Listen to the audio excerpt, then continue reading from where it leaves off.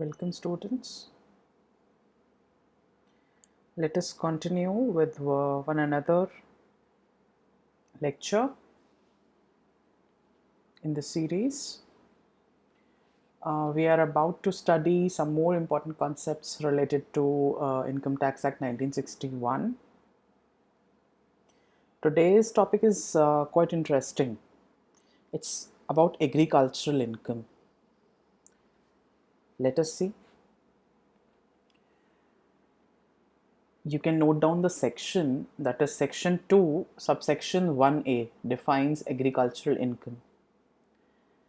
In India, agricultural income refers to the income which is earned or any revenue which is derived from the sources that include farming land, buildings on or identified with an agricultural land, commercial produce from a horticulture land.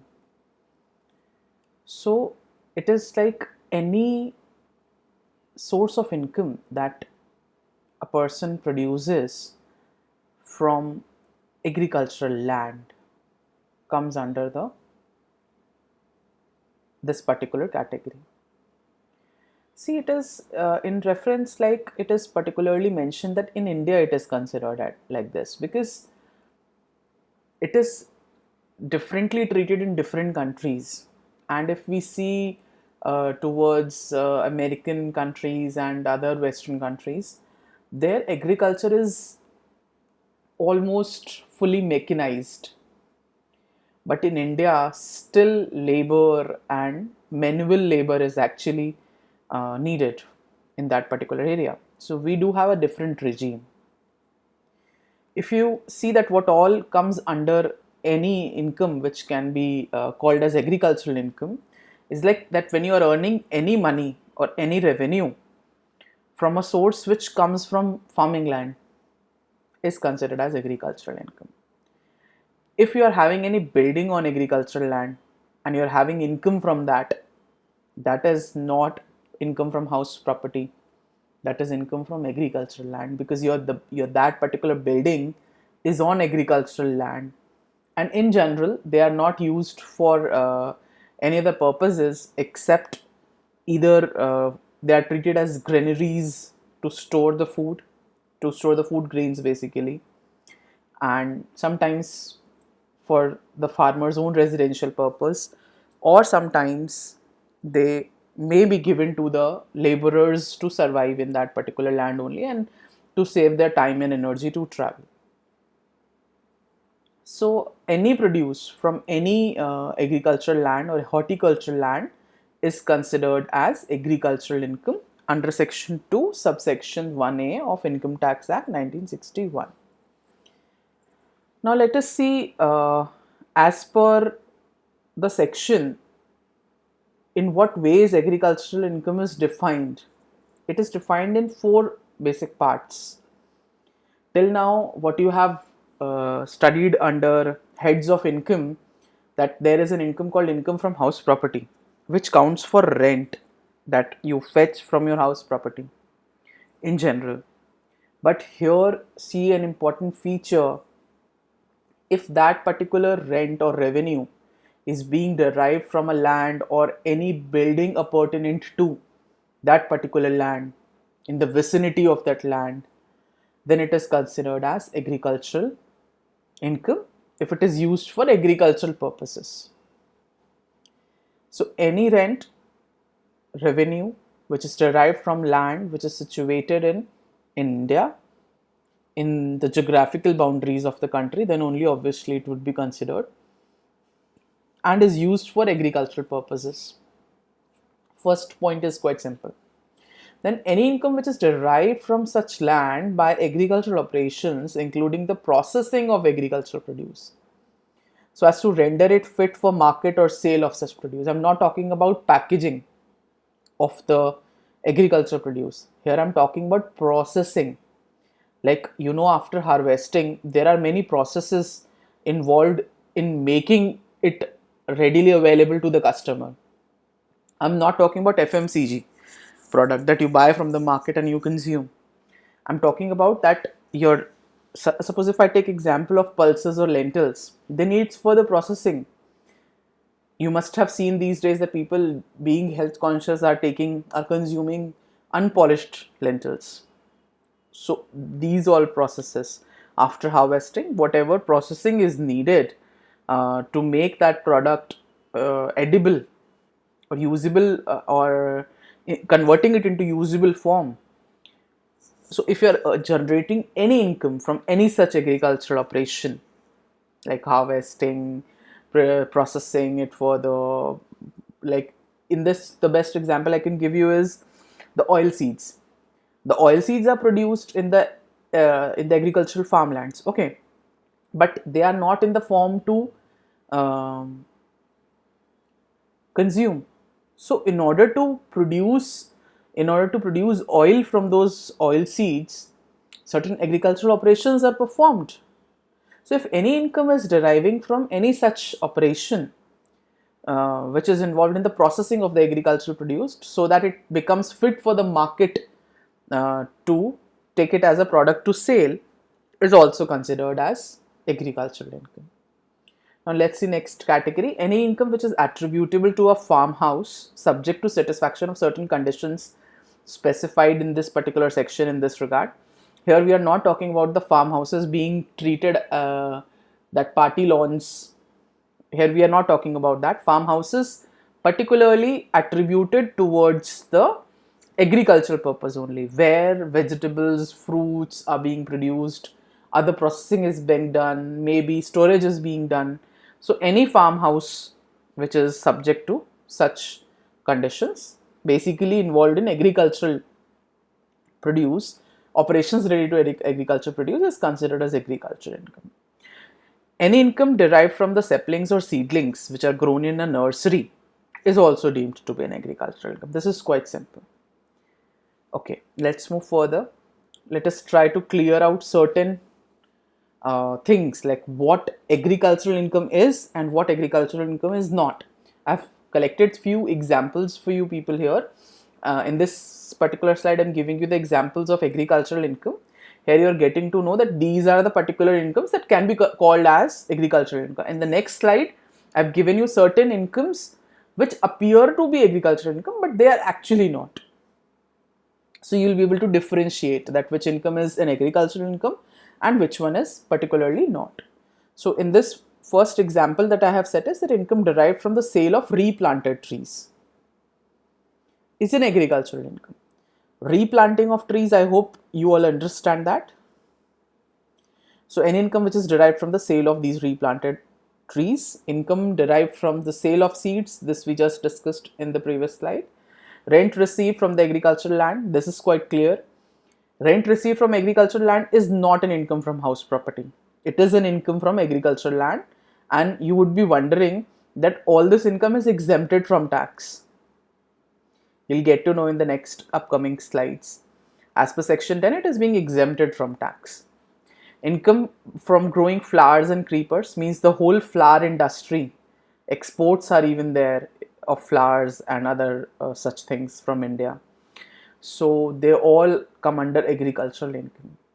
Profits received from a partner from a firm which is engaged in agricultural produce or activities.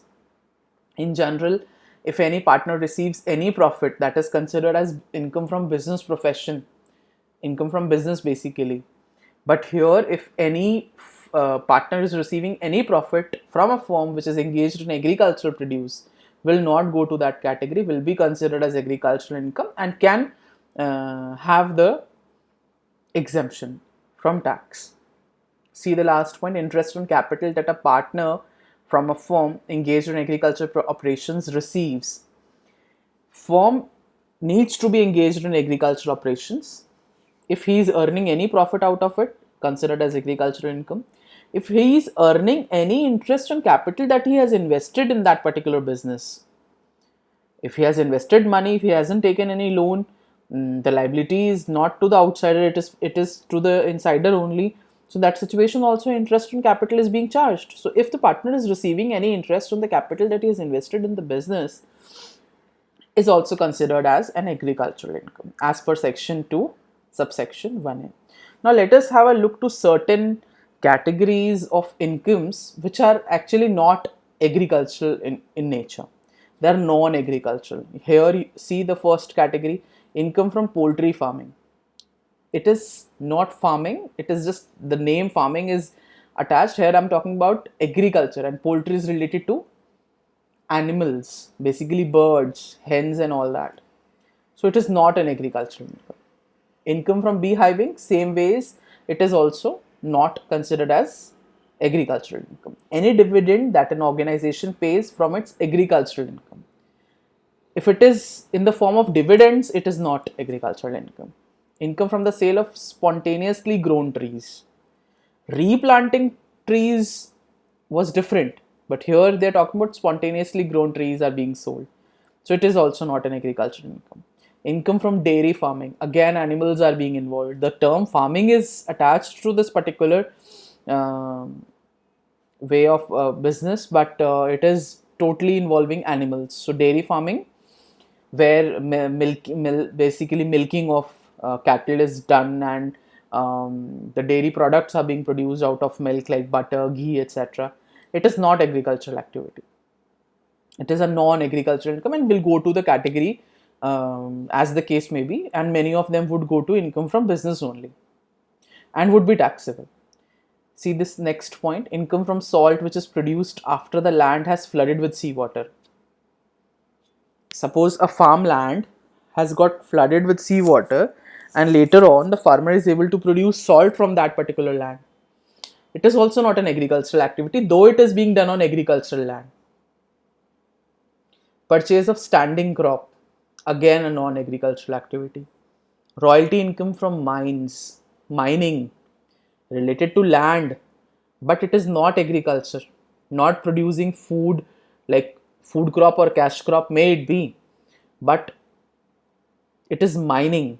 And if a person is able to earn any royalty income from any mining business, is not considered as an agricultural activity.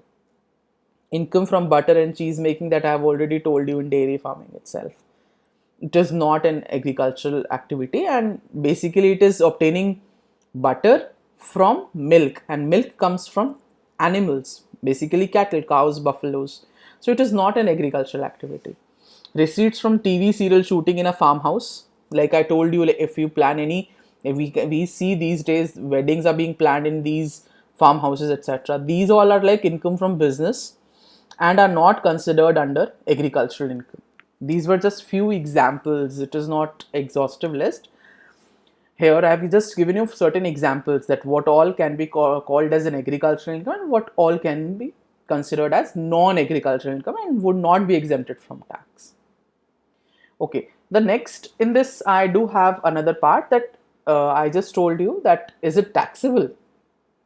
So I told you as per section 10 subsection 1 of Income Tax Act 1961, agricultural income is exempted from taxation.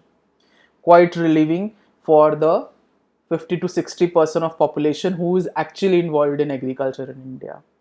Many since like your class 6 or 7 or from 8 onwards, you people are listening that statement, no, agriculture is the backbone of our Indian economy.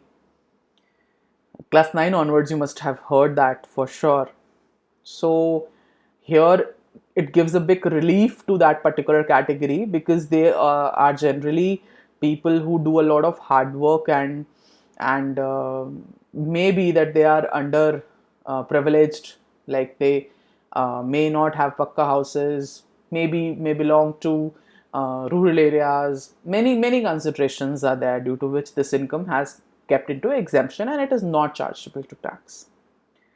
The central government cannot levy any tax on agricultural income received. As per this particular section of this Income Tax Act, central government cannot levy any tax on this particular income.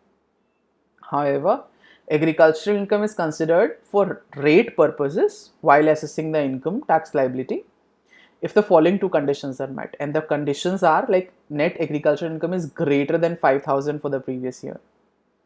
If it is more than 5,000, then only the total income excluding net agricultural income surpasses the basic exemption limit. Like in general, 2,50,000 for an individual below 60 years of age, and 3 lakh is the tax slab for an individual above 60 years of age, which is not taxed.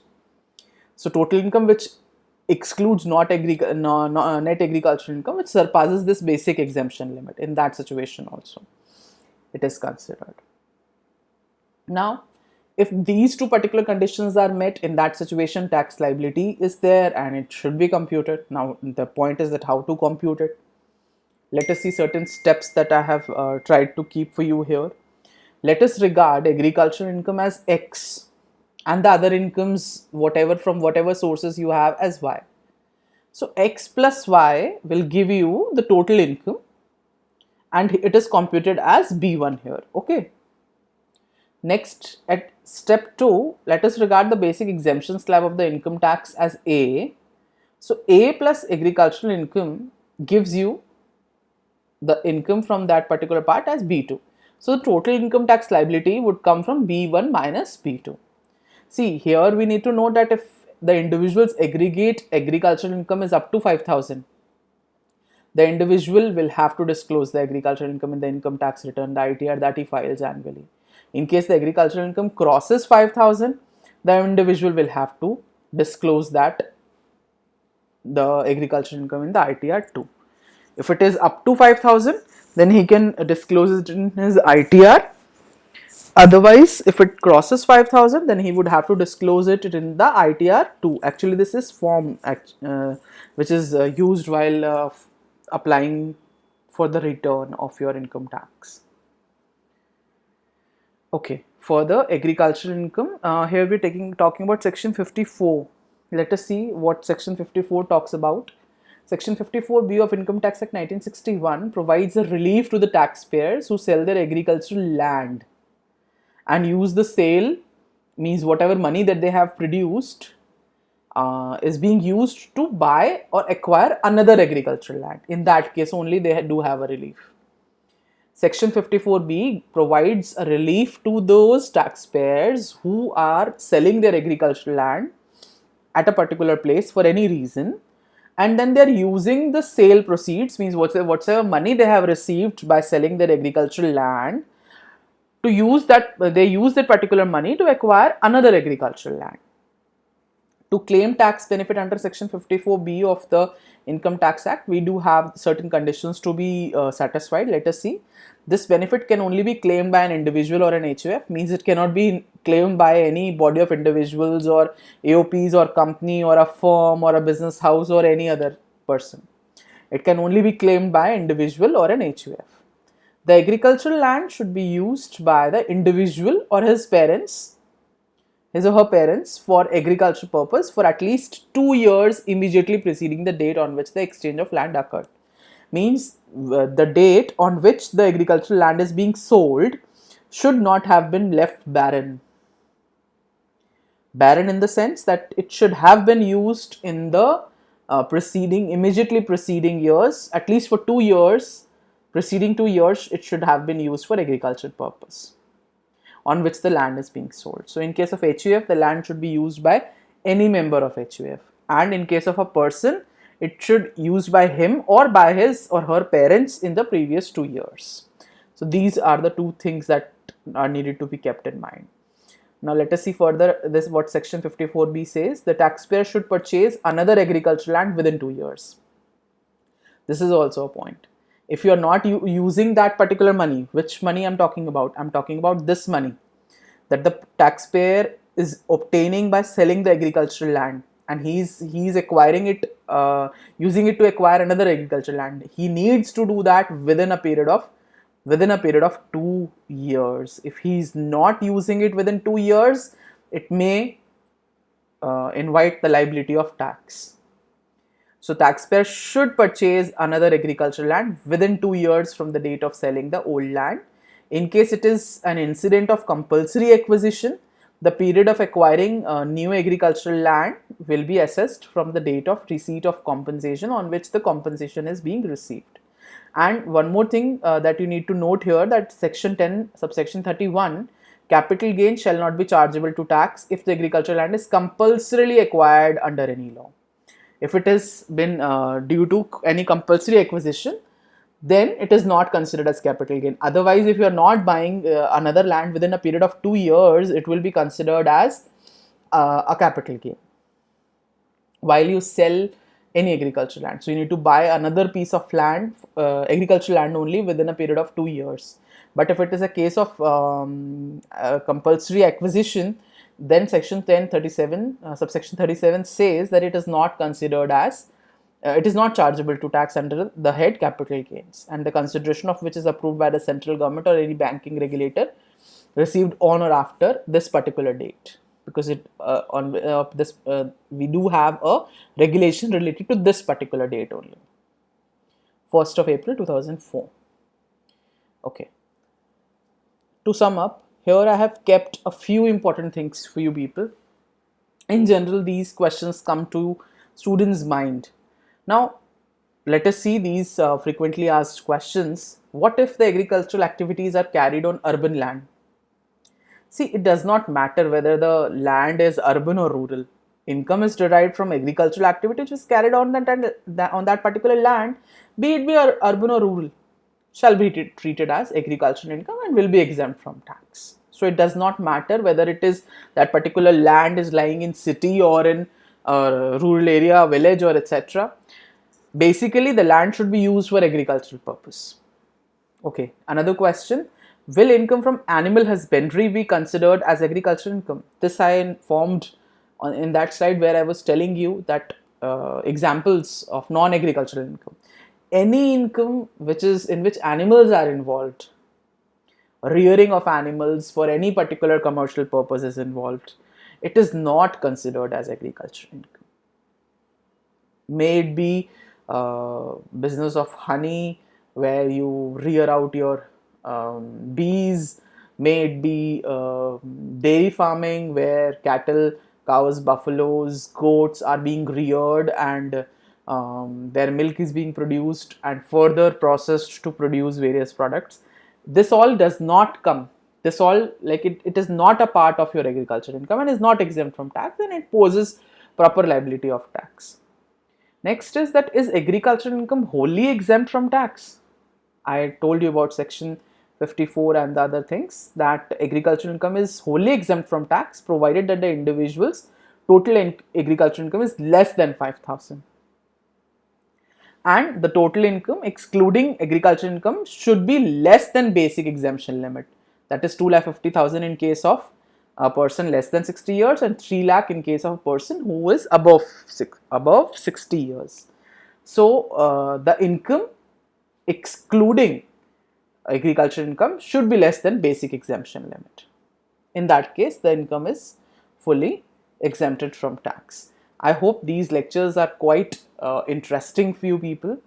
If you have any doubts, any queries that are there in your mind, you may write to me. You may contact me at my mail ID, and I'll revert as soon as possible. Till then, take care. Stay home, stay safe. Take care. Bye-bye.